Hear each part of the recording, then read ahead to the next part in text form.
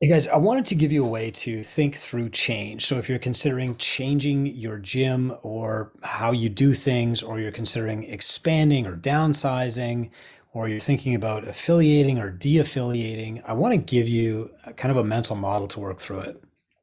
So here's what we just did at Catalyst because we're evolving from being a CrossFit gym into metabolic training.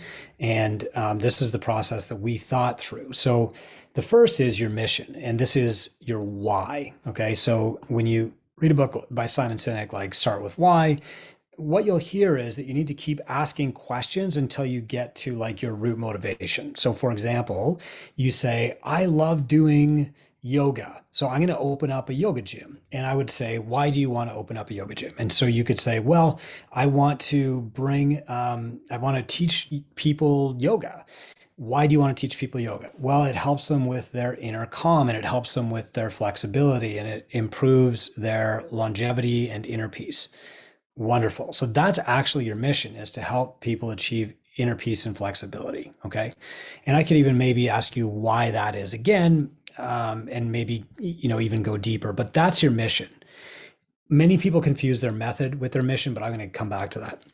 The next is your model. And your model is basically how you're going to set up your business to deliver on this mission. So if my mission is to extend and improve the lifespan of 7,000 people in Sault Ste. Marie, you could say, how will you do that, Chris? And the how is really determined by my credentials, my experience, my knowledge, and also what people want from me. Okay. So my how has a lot of variables, but basically it's like, what will people buy from me, or what do they trust me enough to buy from me? So my model is fitness coaching. Now, there are other ways to extend and improve the longevity of people in Sault Ste. Marie. I could become a doctor. That's one way, right? I could work on like hooking people up to respirators, or I could develop new drugs, or I could just go around teaching the benefits of like daily sunlight, or I could maybe sell supplements or whatever that is. That is my model. Okay. Now I open a gym. I sell coaching because I think that's the best way to help keep people on the straight and narrow path to longevity and health span. So my how is going to be a coaching business. And also that's what people will buy from me. I've established my authority as a coach, not as a surgeon, not as a drug rep. Okay. Not that there's anything wrong with either of those, but this is how people know me.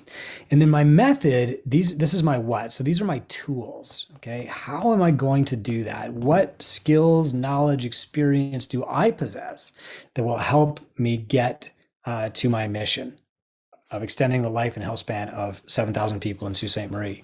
So that method that I have cycling. If I took a personal inventory of my skill set and knowledge, I was a powerlifter for a while. I was a CrossFit gym for 14 years. I'm pretty good with HIIT. I know that I like bringing yoga into the picture, etc. Right? So I can list all of my tools. And my method is really like, which of these, and it could be one or several, am I going to choose to work within my model to deliver my mission? Okay. Now, once we've got that, and once we've established these things, the next step that you want to take is to ask, like, who are my clients, and what steps do they have to take in my method, okay, to get to that mission? And really what you're writing here is like a client journey. So the client journey is like the happy path from where your client is to where you want to get them to and where they want to go. If your model and your method align, the place they want to go to and the place that you can deliver them to are the same spot. If your method and your model don't align, you will not get them there. So I'll give you an example of that. If your method is CrossFit, but your model is not what people want to buy, they won't stick with your method long enough to get there. So if, let's say that your method is CrossFit and your model is like group only. Okay, well, for about 70% of the people, that's pretty good. But we know that like gyms that do group only have a much higher churn rate, that their length of engagement is under a year. And so if you want to get people to, meaningful life change and longevity, you have to keep them longer than a year. And so how will you change your model to keep them longer than a year? Well, you might add PT, right? And or you might add nutrition coaching, or you might add accountability, or whatever that is. Or you might work in a specific niche, whatever that is. You need to change your model to get people to your mission. Okay. So your mission changes, but not often, one every 10 years, maybe one every 30, maybe it never changes. Maybe you started a gym because you had a super clear mission and that was it. Your model will change more often than that, but still not very often. So like maybe once every 5 years, or COVID kind of threw a monkey wrench into things, and a lot of gyms had to change their model in 48 hours, but like that's not going to happen again and again and again, right? So maybe like once every 3 years, your model changes a little bit. And then your method should constantly be evolving. So even if you only like Bikram yoga, you're going to find that there are new poses to do in Bikram yoga, or you're going to find a way to teach Bikram differently.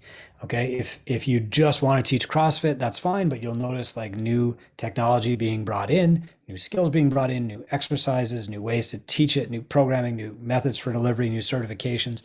Methods evolve frequently. And so your method will change probably, like once every 3 years or so, but the evolution should be ongoing. And so if I look at this year versus last year, the way that you deliver that method is going to look slightly different. And if you look at every year over the last 10 years, what you're doing today is going to look dramatically different from what you were doing. And 10 years from now, you'll be doing something that the technology doesn't even exist for right now. Okay. So the fourth step that I said is to map your client journey based on the outcome that you want to achieve.